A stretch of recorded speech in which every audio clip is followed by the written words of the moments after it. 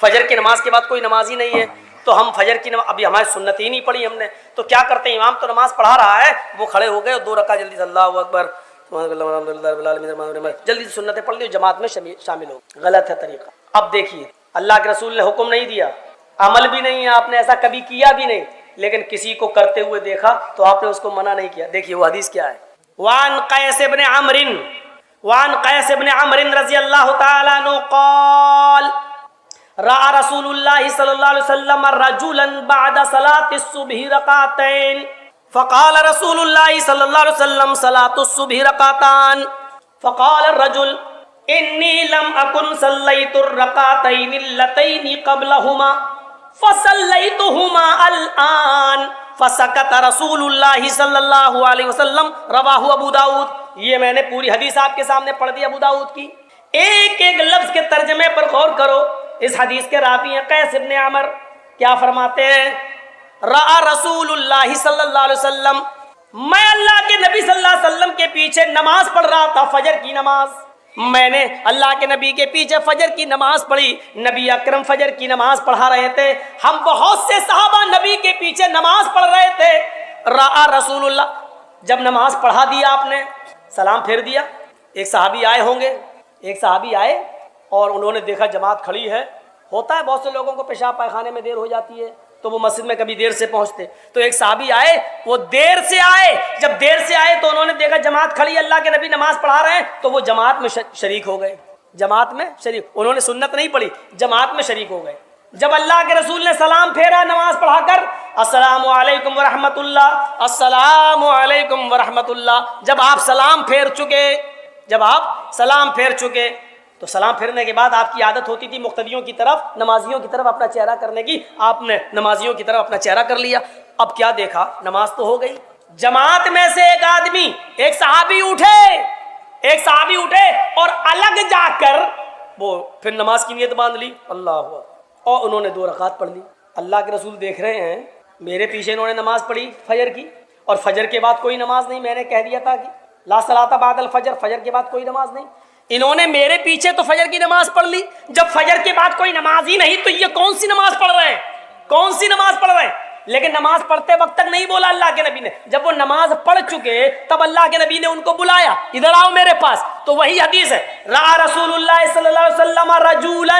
قیس ابن عمر کہتے ہیں کہ اللہ کے رسول صلی اللہ علیہ وسلم نے ایک آدمی کو دیکھا، بعد صلاۃ الصبح رکعتین، صبح کی فجر کی 2 رکعت نماز نبی کے پیچھے پڑھنے کے بعد اس نے 2 رکعت الگ سے نماز پڑھی، بعد میں اس نے 2 رکعتیں ادا کر لی. جب وہ 2 رکعت پڑھ چکا تو اللہ کے نبی نے اس کو بلایا، ادھر آؤ. جب وہ آیا اللہ کے نبی صلی اللہ علیہ وسلم کے پاس قریب بیٹھ گیا تو اللہ کے نبی نے پوچھا، صلاۃ الصبح رکعتان، صبح کی نماز تو 2 رکعت ہے، یعنی فرض نماز 2 رکعت ہے، وہ تم میرے پیچھے پڑھ چکے ہو. یہ بعد میں تم نے کون سی نماز پڑھی تھی، یہ بعد میں تم نے کیا پڑھا؟ تو جانتے ہو صحابی نے کیا کہا، سنیے. اور اس صحابی کے جواب پر نبی کا عمل کیا تھا، نبی نے کیا کہا، یہ سنیے. جب اللہ کے نبی صلی اللہ علیہ وسلم نے اس صحابی سے پوچھا کہ یہ بعد میں 2 رکعت کون سی تھی، تو انہوں نے کہا، انی لم اکن صلیت الرکعتین اللتین قبلہما.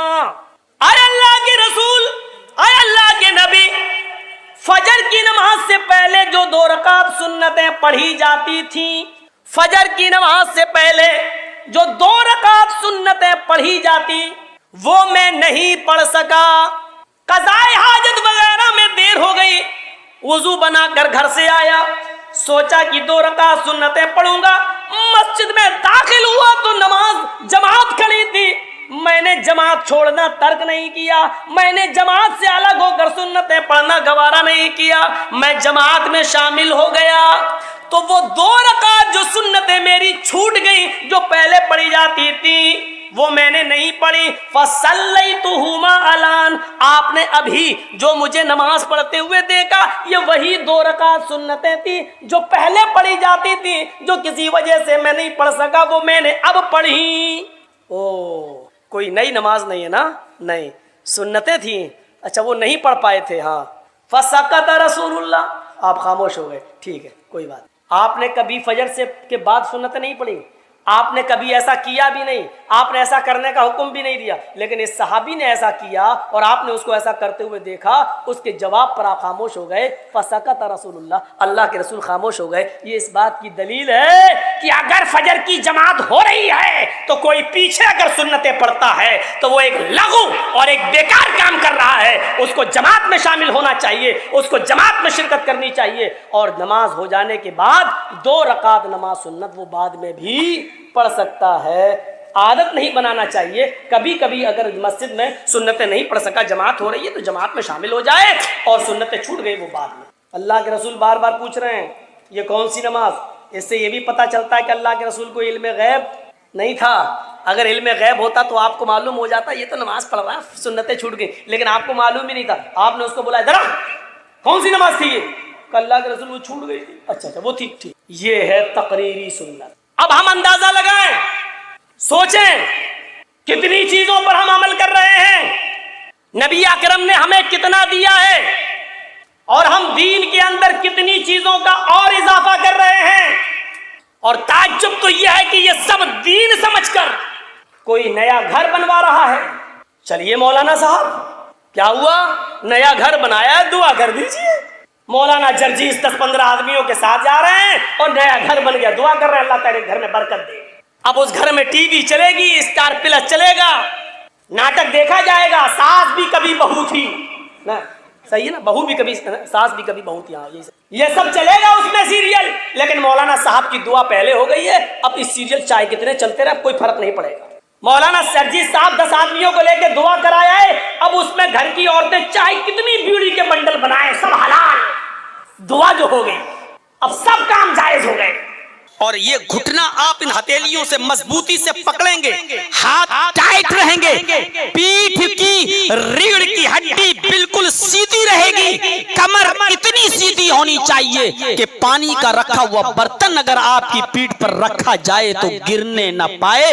یہ رکوع جب آپ کریں گے تو آپ کی نسیں کھچیں گی، آپ کی ریڑھ کی ہڈی کے کمر کے درد کی ایکسرسائز ہوگی، کمر کی ایکسرسائز ہوگی، آپ کا مسکولر پین ختم ہوگا، آپ کی رگیں کھلیں گی. آپ کے بابا رام دیو نے کہا ہے، بابا رام دیو نے الفضل ما شہدت بہ العدا، فضیلت اسی کو کہتے کہ دشمن بھی جس کا اعتراف کرے. کا جو لوگ 5 وقت کی نماز پڑھتے ہیں ان کو کسی ایکسرسائز کی ضرورت نہیں، نماز تو خود ایکسرسائز ہے. لیکن رکوع ویسا ہی ہونا چاہیے، یہ نہیں اللہ اکبر سبحان رب العظیم سبحان رب العظیم سبحان سمع اللہ لمن حمدہ اللہ اکبر، وہ کوے کی چونچوں والا نہیں.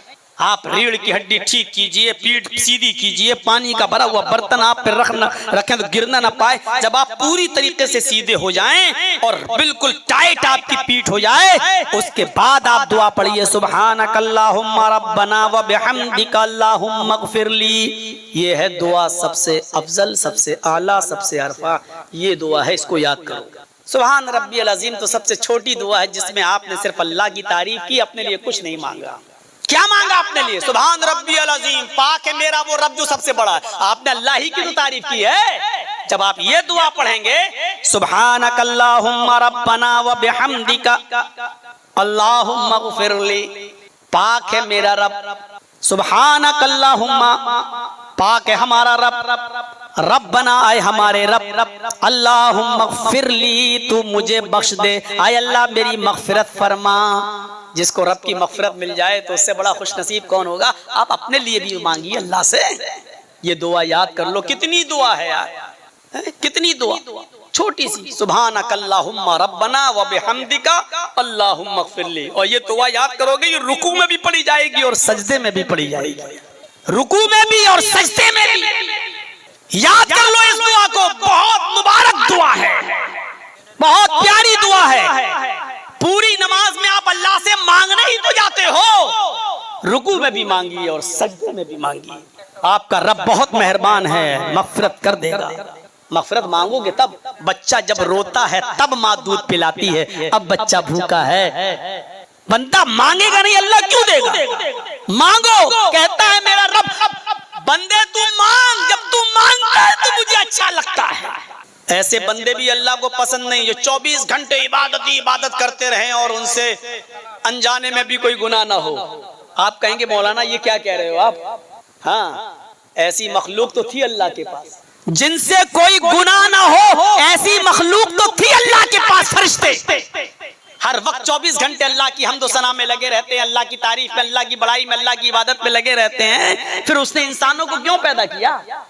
ہمیں اور آپ کو اس نے اسی لیے پیدا کیا، جزاکم اللہ احسن الجزاء، اسی لیے پیدا کیا کہ اس کو ایسی مخلوق کی ضرورت تھی جو دنیا میں آئے، اللہ کی عبادت کرے، دنیا میں اس سے گناہ بھی ہوں، اور جب گناہ ہوں تو وہ اللہ سے اپنے گناہوں کی معافی مانگے۔ اس کو ایسی مخلوق کی ضرورت تھی، اس لیے اس نے ہمیں اور آپ کو پیدا کیا، اور کہتا ہے اللہ میرے بندو اگر تم دنیا میں گناہ کرنا چھوڑ دو اور تم سے بالکل کوئی گناہ نہ ہو، فرشتہ بننے کی کوشش کرو گے تو ہم تمہیں مٹا دیں گے، تمہیں ہلاک کر دیں گے، یستبدل قوما غیر قوم، ہم تمہاری جگہ پر دوسری قوم لے آئیں گے جو گناہ کرے گی اور اللہ کو پکارے گی، اللہ سے اپنے گناہ کی معافی مانگے گی۔ اللہ کو اچھا لگتا ہے جب کوئی بندہ اس سے اپنے گناہ کی معافی مانگتا ہے۔ مانگتے ہو؟ گناہ ہو جاتے ہیں، ٹھیک ہے انسان ہے، لیکن معافی بھی تو مانگو۔ جان بوجھ کر گناہ نہ کرو، اچانک ہو جائے، دھوکے سے ہو جائے، اور جان بوجھ کر بھی اگر کبھی ہو جائے تو ایسی توبہ کرو کہ اللہ آئندہ کبھی اس گناہ کے قریب نہیں جائیں گے۔ اس لیے پوری نماز آپ دیکھ لیجئے، اللہ اکبر، اللہم باعث، پہلا جملہ سبحانک اللہم و بحمدک و تبارک اسمک، یہ دعا ہے، میں یہ نہیں کہہ رہا ہوں لیکن بخاری میں نہیں ہے، یہ دعا بخاری کی جو ہم آپ کے سامنے پڑھ رہے ہیں وہ سب سے اعلیٰ اور عرفہ اور سب سے بہتر دعا یہ ہے۔ اللہ اکبر کہہ کر جب آپ نیت باندھیں تو پہلے لفظ کیا پڑھیں گے؟ اللہم باعث بینی و بین خطایای، آئے ہے کیا جملے ہیں، اے اللہ میرے گناہوں کو، میری خطاؤں کو تو دور کر دے۔ کتنا دور؟ کما بعدت بین المشرق والمغرب، جتنی دوری پورب اور پشچم کے درمیان ہے، جتنی دوری تو نے مشرق اور مغرب کے درمیان رکھی ہے، پورب اور پشچم کے درمیان رکھی ہے، اتنی دوری تو میرے گناہوں میں اور میرے درمیان کر دے۔ یہیں سے مانگنا شروع ہو رہا ہے۔ پھر اللہ کی تعریف کرنے کے بعد اہدنا الصراط المستقیم صراط الذین انعمت علیہم غیر المغضوب علیہم ولا الضالین، یہ اللہ سے مانگ تو رہے ہو آپ اپنے لیے۔ پھر رکوع میں جائیے، سبحانک اللہم ربنا وبحمدک اللہم اغفر لی، یہاں پر بھی مانگیے، سمع اللہ لمن حمدہ ربنا ولک الحمد حمدا کثیرا طیبا مبارکا فی، اللہ اکبر کہہ کر سجدے میں جائیے تو پھر کہیے، کیا کہیے؟ سبحانک اللہم ربنا وبحمدک اللہم اغفر لی، پھر اللہ سے مغفرت مانگیے، پھر سجدے سے اٹھیے، دوسرے سجدے میں جانے سے پہلے پھر پڑھیے، پھر کہیے رب اغفر لی، رب اغفر لی، دو بار آپ کو کہنا ہے رب اغفر لی، رب اغفر لی۔ یہی دونوں سجدوں کے بیچ میں پڑھی جانے والی سب سے افضل اور سب سے اعلیٰ دعا ہے، رب اغفر لی، رب اغفر لی۔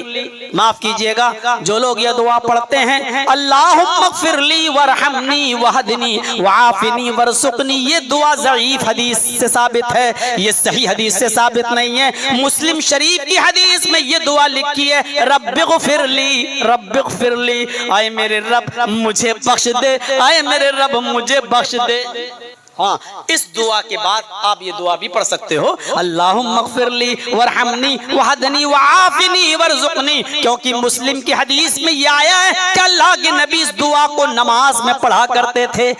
نماز کا لفظ آیا ہے، دونوں سجدوں کے بیچ کا لفظ نہیں آیا، لہٰذا دونوں سجدوں کا بیچ بھی نماز کا حصہ ہے۔ رب اغفر لی پڑھنے کے بعد آپ یہ دعا بھی پڑھ سکتے ہیں اللہم اغفر لی ورحمنی وہدنی وعافنی ورزقنی۔ پھر سجدہ کیجئے، پھر مانگیے، پوری نماز میں مانگا ہی تو جاتا ہے اللہ سے۔ سلام پھیرنے سے پہلے کیا مانگ رہے ہیں؟ اللہم انی ظلمت نفسی ظلما کثیرا ولا یغفر الذنوب الا انت فاغفر لی مغفرۃ من عندک وارحمنی انک انت الغفور الرحیم۔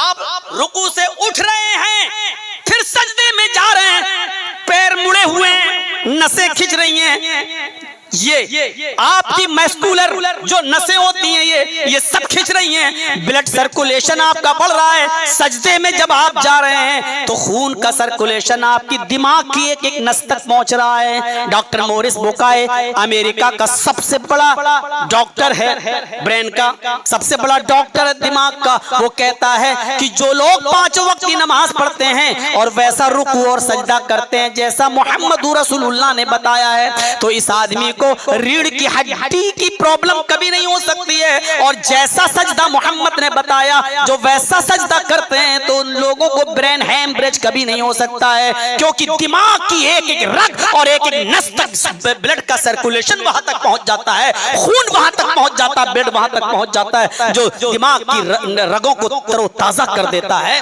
ہم اور آپ کھڑے ہیں، بلڈ دوڑ رہا ہے لیکن دماغ کی نسوں تک اتنا نہیں پہنچ رہا ہے جتنا پہنچنا چاہیے۔ ایک آدمی دن بھر میں 5 بار جب سجدہ کرتا ہے اور سنتیں پڑھتا تب سجدہ کرتا ہے تو اس کے خون کا بلڈ سرکولیشن دماغ تک پہنچتا ہے میرے بھائیوں۔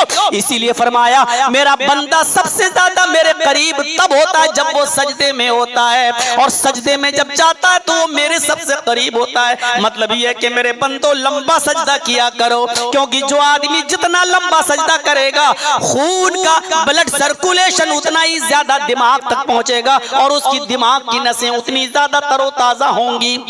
یہ ایک مولوی تمہیں بتا رہا جو کام ڈاکٹروں کا تھا، جو کام ڈاکٹرز کا تھا وہ ایک مولوی کو کرنا پڑ رہا ہے میرے بھائیوں۔ اس سے زیادہ آج ہماری بدنصیبی اور کیا ہو چکی ہے، ہم غور کریں اور سوچیں کہ کس ماحول میں ہم اور آپ رہ رہے ہیں۔ تو نماز پورے شریر کا ایکسرسائز، ایک آکی اچتاتما نراشیر پرگرہ، ایک اللہ کے سامنے کھڑے ہو جاؤ۔ ہائے ارجن، کرشن جی کہہ رہے ہیں ہائے ارجن ایک اللہ کے سامنے کھڑے ہو جاؤ۔ یچتاتما، اپنی آتما کو اسی کی طرف لگا دو۔ یچتاتما نراشیر، سب سے نراش ہو جاؤ، پرگرہ لیکن اوپر والے سے نراش مت ہونا۔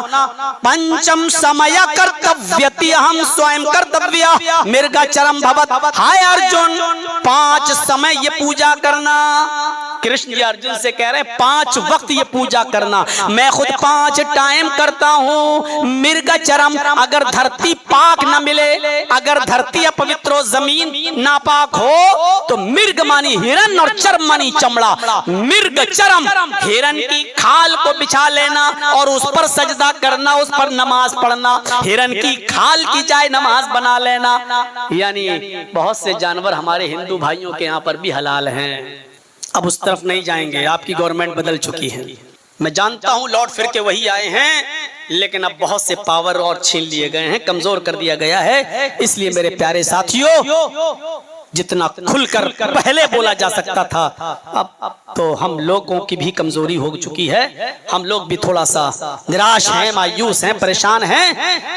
آپ لوگوں کے ہاں جو رزلٹ آیا ہے اس سے ہم یو پی والوں کو بہت اب ڈر محسوس ہونے لگا ہے، خطرے محسوس ہونے لگے ہیں، اور ہونا بھی چاہیے کیونکہ یہ سنکیت تھا، کیونکہ ان کو ہر حال میں بہار جیتنا تھا اور جیت گئے، اور یہیں سے یہ میسج دینا تھا کہ ابھی یو پی بھی ہمارا ہے اور پورا ہندوستان ہمارا ہے، وہ اپنے مقصد میں کامیاب ہیں۔ تو میرے بھائیوں، نماز بھی دوسرے نمبر پہ آتی ہے اور یہ بھی ہندو دھرم کے اندر ہے۔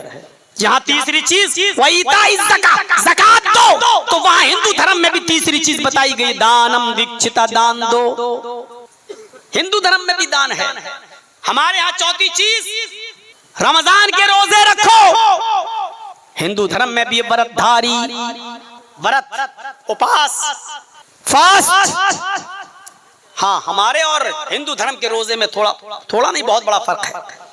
ہمارے روزے یہ ہے کہ صبح مغرب، صبح فجر سے پہلے، صبح صادق سے پہلے آپ کو سحری کر لینی ہے، اور صبح صادق کے بعد کچھ نہیں کھانا ہے، نہ پینا ہے، اور شام کو سورج کے غروب ہونے تک آپ کچھ نہیں کھا سکتے ہو، کچھ نہیں پی سکتے ہو۔ لیکن ہندو دھرم میں بھی ورت ہے، ہر منگل کا روزہ ہے، اپاس رکھ لو، لیکن ہندو دھرم میں یہ ہے کہ آپ ان نہیں کھا سکتے، بس دانا، اناج، گلہ، جیسے گیہوں کی روٹی، چاول، یہ نہیں کھا سکتے ہیں آپ، اور پھل فروٹ سب کھا سکتے ہو، سیب کھا سکتے ہو، انار کھا سکتے ہو، کیلا کھا سکتے ہو، چیکو کھا سکتے ہو، ناریل اور پانی پی سکتے ہو، جوس پی سکتے ہو، سب میں نے کبھی بہت سے ہندو بھائی جب کبھی ٹرینوں میں سفر کرتے ہیں، میں نے کسی سے کہا تھا کہ اگر ایسے روزے ہمارے یہاں ہو جائیں تو ہم تو 12 مہینے رکھ لیں. تو وہ دو تھے بیچارے بگڑ کے کہنے لگے کہنا آسان ہوتا ہے، ہم لوگوں سے پوچھو یہ بھی نہیں رکھ پاتے، ایسے روزے ہم لوگوں میں ہو جائیں تو آسان. ہم نے کہا یہ مسلمان بیٹھا ہوا ہے جو روزے کے مہینے میں بھی روزہ نہیں رکھا ہوا ہے ٹرین میں، اب اس سے پوچھ لو کہ اگر اتنی چیز کی اجازت ہو جائے ہمارے یہاں سیب کیلا پپیتا کھانے کی تو ہم 12 مہینے رکھ لیں گے کہ نہیں رکھ لیں گے. تو وہ ہم سے کہنے لگا وہ مسلمان، مولانا صاحب کیا ہندو بھائیوں میں اتنی چھوٹ ہے، کیلا کھا سکتے سیب کھا سکتے؟ میں نے کہا ہاں اجازت ہے، جوس پی سکتے، فروٹی وڈوٹی سب پی سکتے ہو، کہ اتنی پرمیشن ہے؟ کہنے لگا ہاں. میں نے کہا چاہیے بتاؤ اتنی پرمیشن ہمیں مل جائے تو ہم لوگ 12 مہینے رکھ لیں گے کہ نہیں رکھ لیں گے؟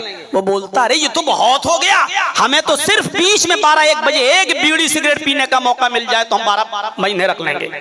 سیدھے بولا یعنی ہم بیڑی ہم سے نہیں چھوٹتی. اس نے سب چوپٹ کر دیا کمینے نے. اتنی محنت سے ہم سمجھا رہے تھے اس کو، اس نے کہا کہ صرف ایک بیڑی پینے کا موقع مل جائے 12-1 بجے آپ لوگ انٹرویل کر دیا کرو، 5 منٹ کے لیے بیڑی سگریٹ پینے کی چھوٹ مل جائے ہم 12 مہینے رکھ لیں گے. تو روزہ ہندو بھائیوں میں بھی ہے، روزہ ہمارے یہاں پر بھی ہے، شکل تھوڑی سی بدل گئی. اور 5ویں چیز وَتَحُجَّ الْبَيْتَ، حج کرو. ہندو دھرم میں بھی حج ہے، ہمارے یہاں ہے حج، ان کے یہاں ہے تیرتھ یاترا. وہ بھی گنگا جاتے ہیں، ہم لوگ بھی ایسے شہر میں جاتے ہیں جہاں زمزم ہے، ہم لوگ زمزم لاتے ہیں، وہ گنگا جل لاتے ہیں. ہم لوگ بھی بنا سلا ہوا کپڑا حالت احرام میں پہنتے ہیں، وہ لوگ بھی بنا سلا ہوا کپڑا پہنتے ہیں. ہمارے یہاں پر بھی کچھ پابندیاں ہیں، ان کے یہاں پر بھی کچھ پابندیاں ہیں. تیرتھ یاترا کرتویہ گنگا جلیش بھوت، کسی پوتر شہر کی طرف تیرتھ یاترا کرو جہاں گنگا کا پوتر جل موجود ہو. ہم لوگ بھی مکہ جاتے ہیں، پوتر شہر جاتے ہیں، اور ایسے شہر میں جاتے ہیں جہاں زمزم کا پانی، آب زمزم موجود ہے. لہٰذا اتنی مماثلت اور اتنی چیزیں ہمارے ہندو بھائیوں میں بھی پائی جاتی ہیں. جب میں آیا تھا تو اچھی خاصی بھیڑ تھی، اور اب اتنی جلدی ٹائم ملنے کے بعد بھی آپ لوگوں میں آدھے سے زیادہ لوگ چلے جائیں تو اس کا مطلب یہ ہے کہ لوگ ابھی بھی صرف جرجی صاحب کو دیکھنے آتے ہیں، سننے نہیں آتے. یا پھر میلے میں چوڑیاں خریدنے آتی ہیں ہماری ماں بہنیں اور جلیبیاں خرید کے چلی جاتی ہیں اپنے بچوں کو لے کر. اس آدمی نے بڑی محنت کی ہے، شیش محمد نے. جب تک ہم کٹھیار سے بیٹھ نہیں گئے گاڑی پر اور یہاں کے لیے روانہ نہیں ہوئے، اس آدمی نے فون کر کر کے میرا دماغ کھا لیا. مولانا صاحب پہلی بار بلا رہے ہیں، ایسا نہ ہو کہ ہماری عزت کا جنازہ نکل جائے. مولانا صاحب لوگ کیا کہیں گے آپ کو آنا. میں نے کہا بھائی میں آ چکا ہوں، میں یہی ہوں، کئی دن سے میں اسی ایریے میں ہوں، آپ کے یہاں جاؤں گا. بڑی محنت سے اس آدمی نے پروگرام لیا. مدرسہ چلاتا ہے، مدرسہ چلانا کتنا مشکل کام ہے، شاید ہمیں اور آپ کو اس کا اندازہ نہیں ہے. مجھ جیسا مشہور آدمی جو چاہے تو بڑی آسانی سے مدرسہ چلا سکتا ہے، چاہے تو پورے ہندوستان میں اپنے تعلقات کی بنیاد پر ہزاروں امیروں دولت مند لوگوں سے پیسہ لے کر چندہ لے کر مدرسہ میں چلا سکتا ہوں. لیکن میں نے اٹاوا میں ایک مدرسہ کھولا تھا، یقین مانیے 2 سال کے بعد ہماری ہمت جواب دے گئی.